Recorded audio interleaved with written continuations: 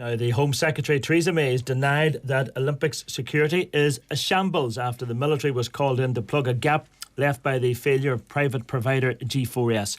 With just 2 weeks to go until the opening ceremony, an extra 3,500 servicemen and women are being flown in after G4S said it might not be able to provide enough guards for all the venue. Well, many have recently served in Afghanistan and are now facing cuts in the biggest restructuring of the service for decades. Let's get the thoughts of PC John Tully. He's chairman of the Metropolitan Police Federation. John, good morning to you. Good morning, Enda. This is all pretty embarrassing for all sides, really. It is a mess, isn't it?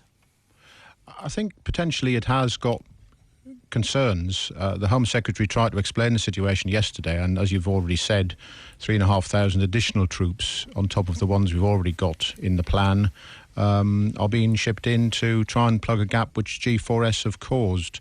I think this is of their own making, because the reports we've had are that they've decided to maximise their profit margin, as they would as a private company, by recruiting and training people very late in the day, which has caused a very dramatic shortfall.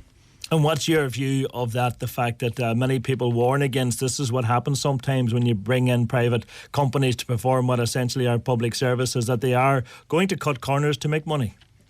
Absolutely, and I think someone in G4S, someone very senior, needs to take the rap for this, and they need to put their head on the block and resign or be sacked, because it's not a tolerable situation.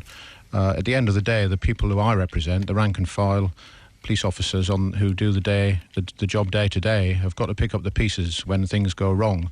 And we've heard over the last couple of days that whistleblowers from within G4S have said that in 50% of occasions, people have managed to get through security checks in test events with fake bombs, guns and knives, etc. So that is a major concern for public safety.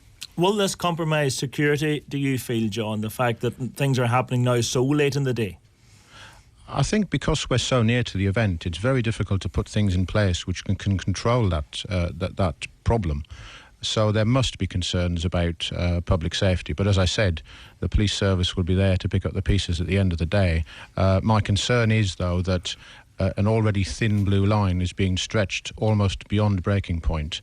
The government have got 20% cuts on the horizon, 16,000 less police officers. There's only a certain amount of work that a single police officer can do, and to be asked to do more for less is just impossible. And do you think some blame as well should rest in the Home Office to allow this situation to get to this particular point? Surely somebody should have been meeting this organisation, monitoring what they were doing to ensure that this didn't happen. Well, the Home Secretary would have you believe that they have been doing that, but I think it beggars belief that they've insisted that they've been monitoring and talking to G4S throughout the time, but to get to 15 days before the event and find out this is the problem, I think someone within the Home Office needs to carry the can for this as well.